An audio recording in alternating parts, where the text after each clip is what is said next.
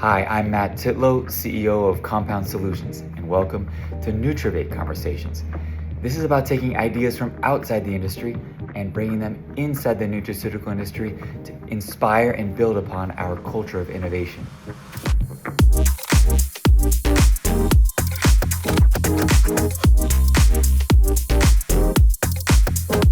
Today, I'm happy to be talking with Dr. 𝗂𝘂𝘁𝗿.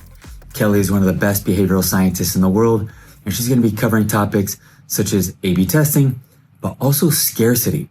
For example, limited inventory, limited time, and does that work in all circumstances? That's the question. Well, hello. My name is 𝗂𝘂𝘁𝗿. I am a professor of marketing at the Owen Graduate School of Management.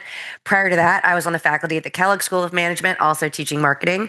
And prior to that, I was at Yale University learning about marketing by learning about psychology and economics. So that's my academic upbringing. I've been in higher ed since 2004, which is such a long time. It's been great. It's been a real journey. I self-identify as a behavioral scientist. Can you define for us behavioral science? Well, it is what it sounds like. You are essentially observing human behavior, and then you try to extrapolate upwards to better understand the psychological drivers of that behavior. You could look at the biological drivers of that behavior, the situational drivers of that behavior.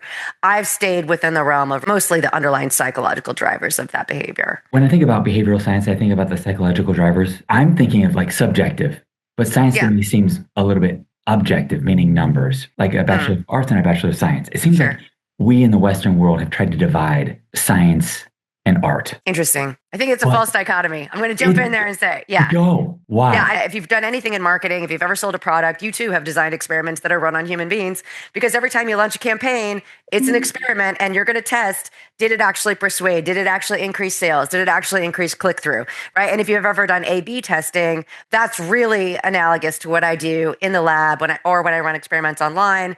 I've got a control group with a neutral product description. I've got an experimental group where I alter the product description. Then I look at how that manipulation affects people's downstream decision-making and downstream behavior. That's a behavioral outcome that you're measuring, right? And then you've got your manipulation and you're looking at the effect of the manipulation on the behavioral outcome.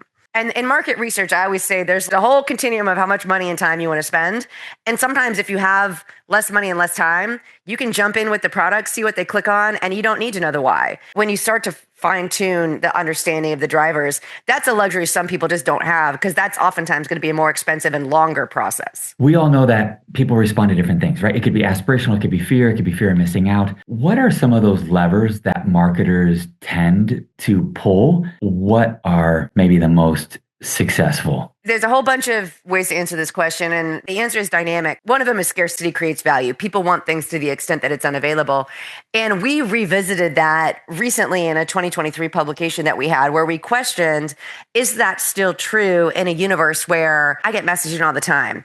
You have this special 2 free promotion available to you. It's going to expire in 2 weeks if you don't check in. It's going to expire in 1 week if you don't check in. Is that actually true? Because we've been so bombarded with this scarcity messaging. It was interesting what we found. Online, they actually behave very differently, because online, if you get fed this type of content about a vanishing offer, an exploding offer, it increased their search behavior. They'd be more likely to look for a comparable product that's similarly priced. You might be willing to even pay just like a little bit more, but you don't have to stress about buying it this moment. As much as people like a deal, and scarcity kind of has that flavor to it, people don't like to be manipulated. And so we found that online, a lot of scarcity marketing promotions backfired. Interestingly, in brick and mortar stores, they were actually still pretty effective.